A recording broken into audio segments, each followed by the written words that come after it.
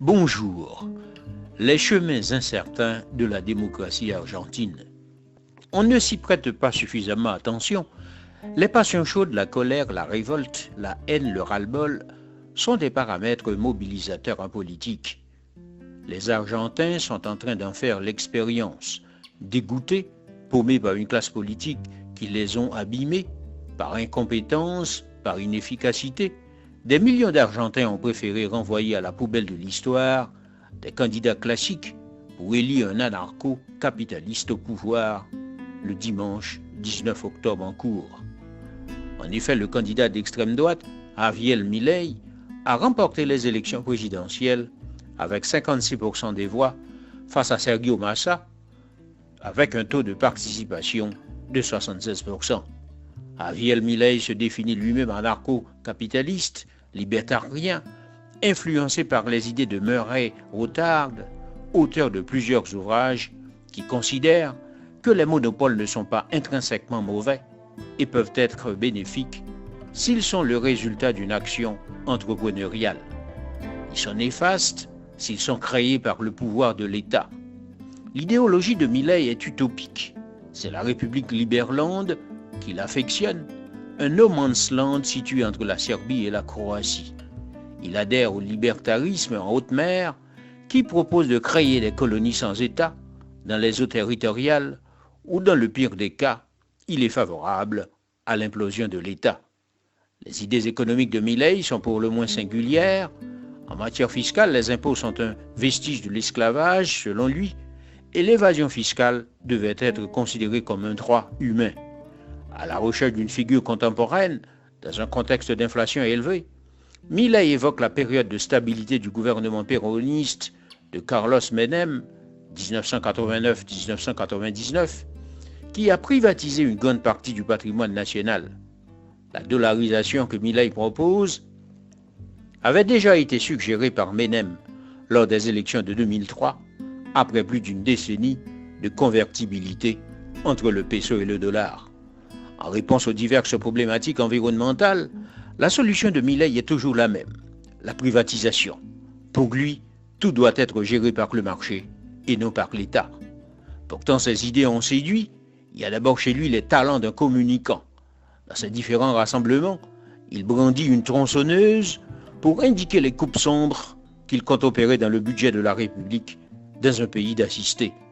Il compte ainsi faire baisser les dépenses de l'État de 15% du produit intérieur brut. Et ces démonstrations sont très théâtrales. On le voit arracher sur un tableau les différents ministères qu'il juge stériles et impotents. Déguisés en personnages de la culture populaire, tels que ceux des mangas, films ou jeux vidéo, vêtus comme un super-héros avec une cape, un masque et un trident, Milei utilise des chansons de groupes de rock progressistes. Dans un contexte de crise et de discrédit de la politique traditionnelle, tant du côté des kirchneristes que des macristes, Milei a fait de la dénonciation de la caste politique l'un des piliers de sa campagne.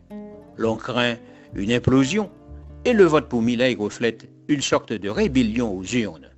Et c'est pour instiller la peur que les partisans le plébiscitent. C'est également un vote sanction contre la classe politique traditionnelle, contre le péronisme qui n'a pas su prendre des décisions efficaces de nature à sortir l'Argentine de ces longues années de crise. Et ce ne sont pas les moyens qui font défaut, c'est plutôt le résultat d'une classe politique qui fait de la procrastination, qui diffère au lendemain les décisions attendues aujourd'hui. On y décèle alors une offre politique très en deçà des espérances. C'était l'obstacle majeur de son adversaire au second tour, le ministre de l'économie Sergio Massa, un péroniste de gauche qui porte de lourdes responsabilités dans la crise actuelle. Le vote Milei qui bénéficie de l'appui des jeunes, du secteur privé, qui sont dans l'économie numérique, dans l'auto-entrepreneuriat, qui a émergé après le Covid et qui ne se sentait pas protégé. Une bonne partie de la droite a rejoint Milei. Enfin, les électeurs du centre-droit argentin l'ont choisi. Ce vote de rejet est également un électrochoc adressé aux responsables de cette descente aux enfers.